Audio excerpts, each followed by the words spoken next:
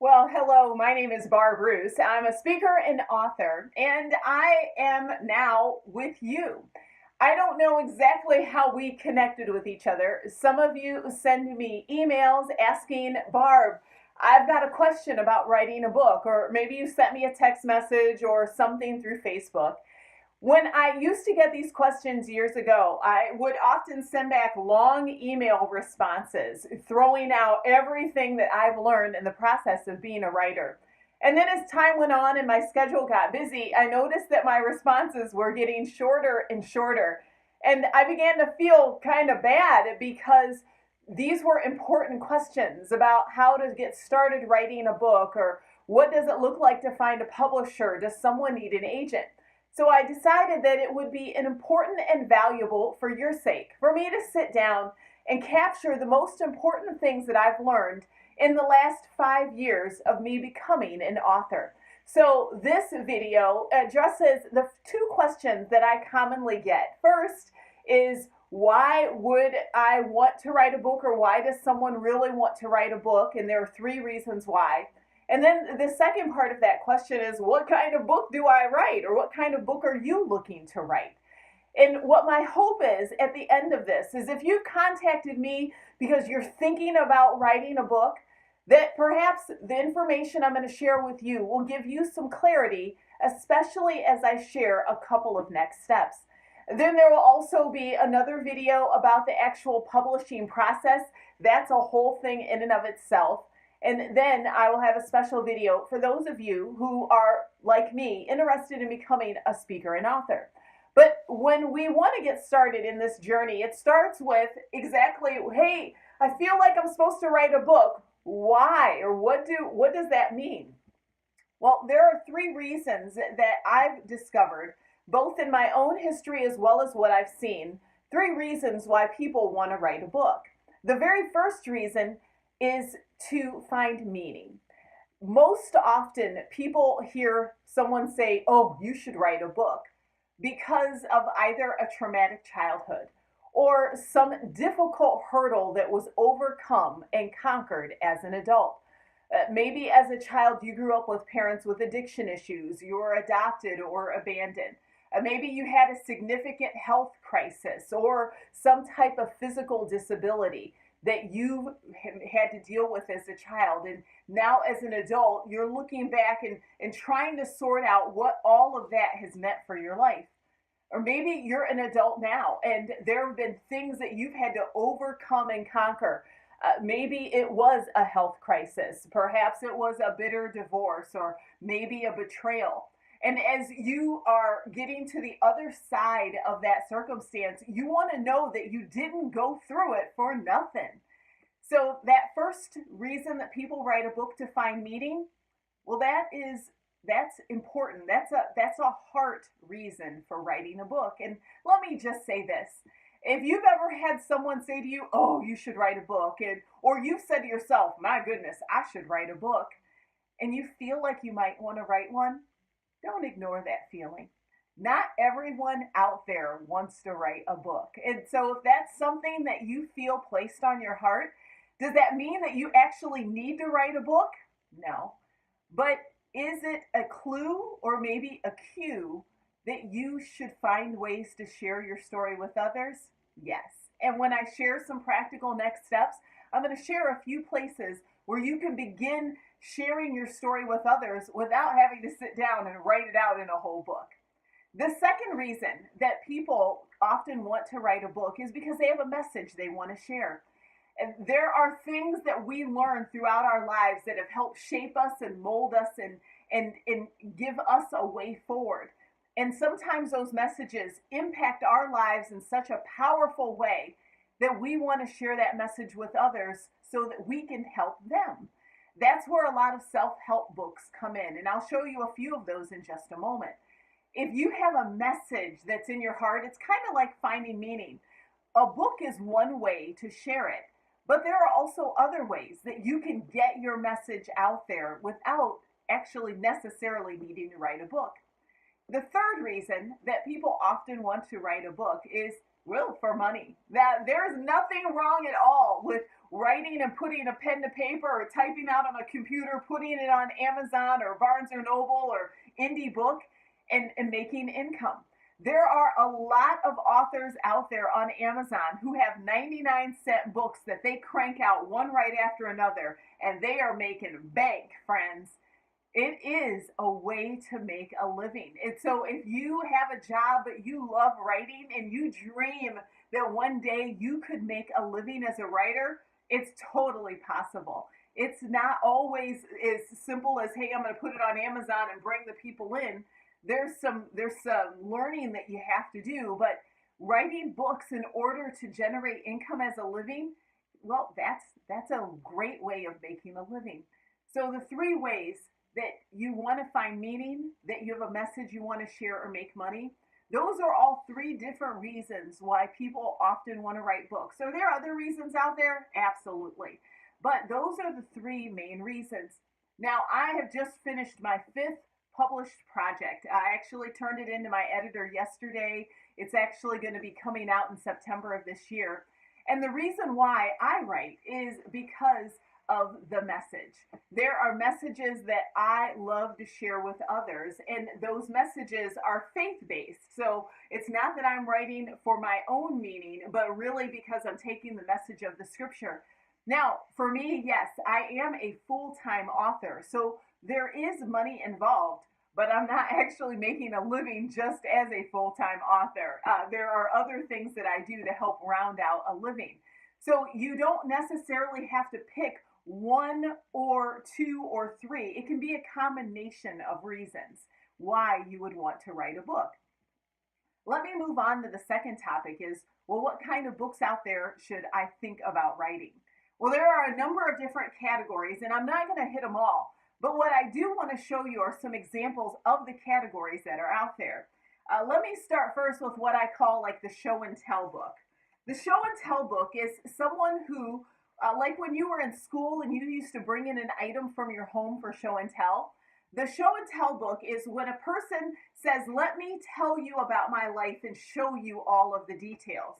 Here's an example of that book.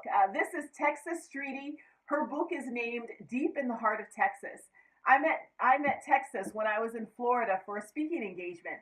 She had a booth at the conference, and she came up to me and handed me a copy of this book. And in it, she chronicles her 27-year battle with drug addiction.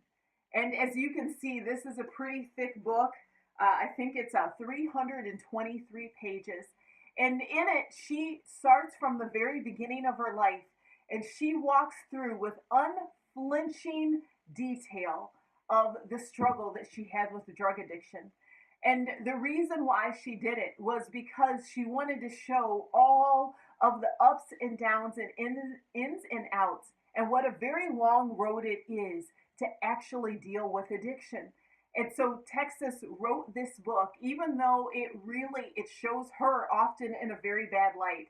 It shows all of her mistakes, all of her struggles, as well as her road to sobriety. So that's what we call a show and tell book.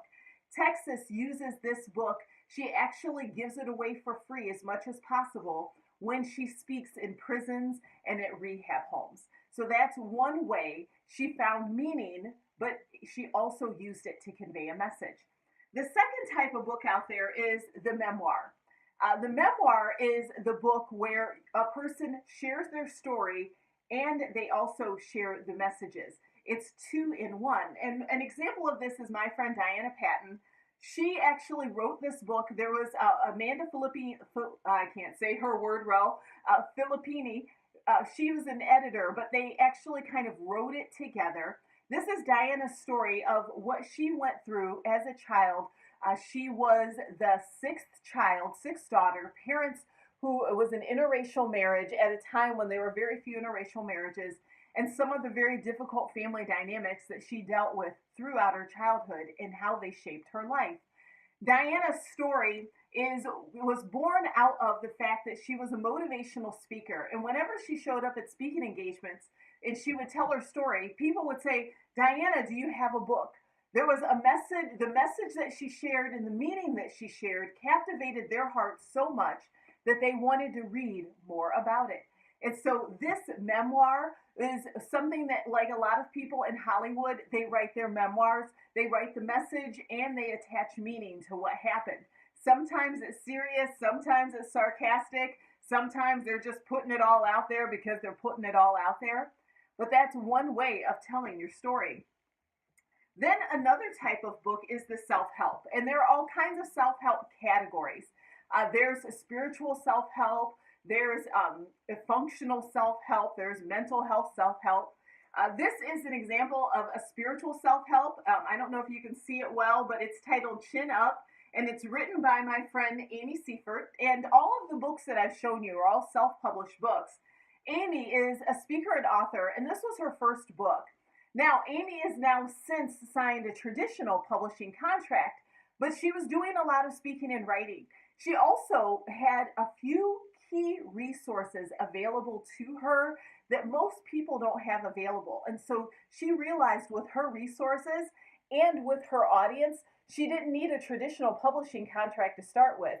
So what she did was she created a book that was from a spiritual perspective, a way of women who had faith-based beliefs in God to actually draw closer with God in that challenge of motherhood. And so this is called Chin Up. There are some self-interest categories out there. The best example is my friend Dr. Matt Cutts. His book is called Contextual Intelligence. Matt is a PhD doctor. He actually talks on leadership at both universities as well as some of America's largest corporations. And so his book in Contextual Intelligence was based off of his PhD work, but it became so popular he self-published it, and then it was picked up by a traditional publisher, and this baby is just absolutely incredible. It's won all kinds of awards. It is a very, very well known. But this was born out of his academic work. And so, for those of you who are out there and you're in a particular field where you've got a specialized interest that other people would want to know about, that's a way for you to combine your professional life with finding a way to serve others by putting it together in book form. Then there's the platform book. I'm going to bring Amy's book back, Chin Up. Let me see if I'm trying to get the cover there. Chin Up is a platform book, meaning that Amy had an existing group of people in her tribe, the people who followed her, but she also used her platform, the Chin Up book, as a way for her to build an audience because she was looking to gain a traditional publishing contract. And guess what? It worked. She has another devotional book coming out with a very large publisher. So those are some of the different kinds of books that you could write. Then there's just the one book that I wanted to wait until the end. This is the book that you just feel that you need to write because you've got something in your heart that you want to just get on pencil and paper. And so I want to tell you about my friend Lynn's book. It's simply called Lynn's Story. And the reason why Lynn wrote this book was because she went through a deeply traumatic family event. It was a situation that ripped her family apart. There were lots and lots of years of pain and anguish and uncertainty. And what happened years later were that people, especially her family members, it was too much of a story to sit down over a cup of coffee. So she wrote everything down in this book. And you'll see it's not a very thick book. She only had 100 or so copies printed. But what happened was that her story began to get out. And people began to request copies of her book. And now Lynn is in a season of life where she's trying to figure out exactly what does she do next. Well, that's the question now that you're going to grapple with.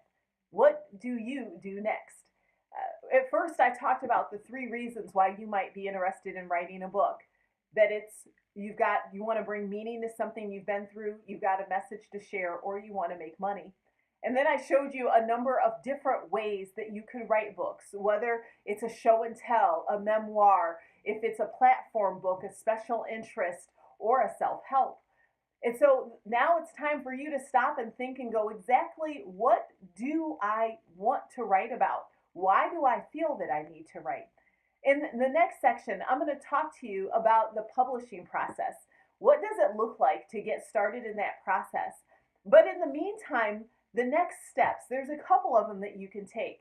First, after you figure out why it is you feel so strongly about writing a book, first, I want you to think about ways that you can start telling your story, whether it's your life story or a fiction story, without writing a book.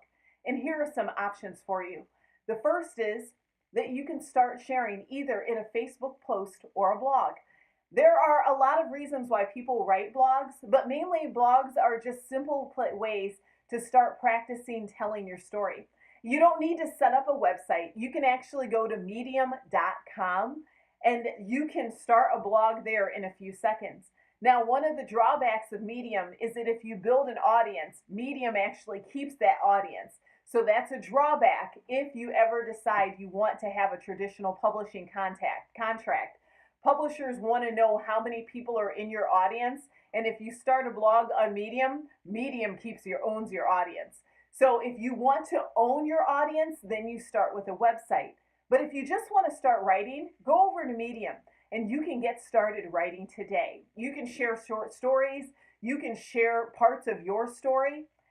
So you can start in a blog or you can start on a Facebook page. The second is that you journal.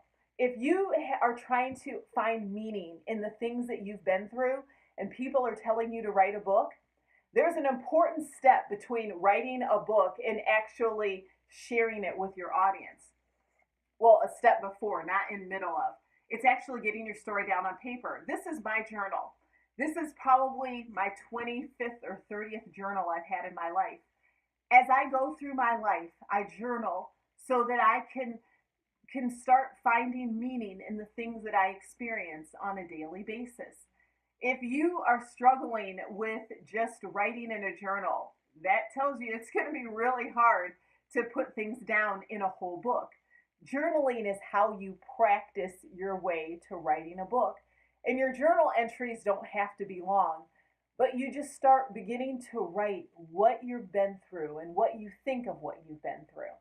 So, my first next step is consider other platforms that you can use instead of writing a book. So, you can do a blog, you can go set up a website and have a blog there or share on Facebook. And then the second is to begin journaling out your story. You write it for yourself. So I hope that that gives you at least some basic information about what it means to feel like you should write a book.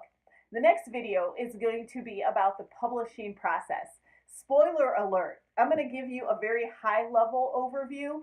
You're going to be doing a lot of research on your own, but I'll get you started in the right direction.